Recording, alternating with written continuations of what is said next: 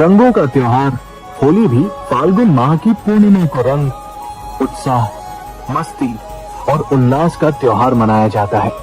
वसंत की हवा के झोंके फाल्गुन की मस्ती और रंगों का सुरूर जीवन को उत्साहित कर देता है। ऐसा लगता है कि प्रकृति भी हमारे साथ साथ फाल्गुन का मजा ले रही हो। फाल्गुन का यही उत्सवी माहौल इसे अन्य महीनों से जुदा बनाता है और खास भी। सनातन धर्म में फाल्गुन माह का विशेष महत्व है। बता दें कि हिंदू पंचांग का आखिरी महीना फाल्गुन कहलाता है। हिंदू पंचांग का आखिरी माह यानी कि फाल्गुन माह 13 फरवरी से आरंभ हो गया है। इस माह में कई सारे त्योहार मनाए जाते हैं। यही वजह है कि इस महीने को आनंद और उल्लास का माह कहा जाता है। इस माह जो पूर्णिमा आती है उसे फाल्गुनी नक्षत्र कहा जाता है, जिसे काफी खास माना जाता है। इसे बसंत या वसंत ऋतु का महीना भी कहा जाता है।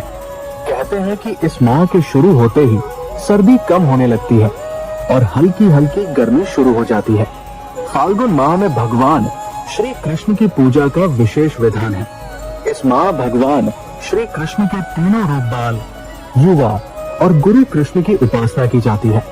फाल्गुन कृष्ण पक्ष एकादशी को विजया एकादशी नाम से जाना जाता है।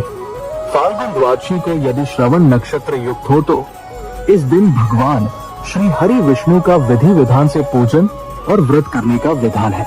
इस माह में कृष्ण पक्ष अष्टमी को माता सीता की जयंती के रूप मनाया जाता है।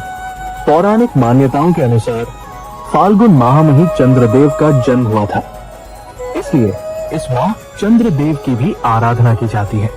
इस माह कृष्ण पक्ष की चतुर्दशी को भगवान शिव के शंकर की आराधना का महापर्व महाशिवरात्रि बड़ी धूमधाम से मनाई जाती है। जानिए, फाल्गुन माह में इन देवी देवताओं की होती है आराधना। फाल्गुन माह के शुक्ल पक्ष की अष्टमी तिथि को मां लक्ष्मी की विधि विधान से पूजा अर्चना की जाती है। फाल्गुन माह में कृष्ण पक्ष अष्टमी को माता सीता की जयंती के रूप मनाया जाता है। इस माह मां सीता की आराधना की जाती है। फाल्गुन माह में भगवान श्री कृष्ण की पूजा का विशेष विधान है।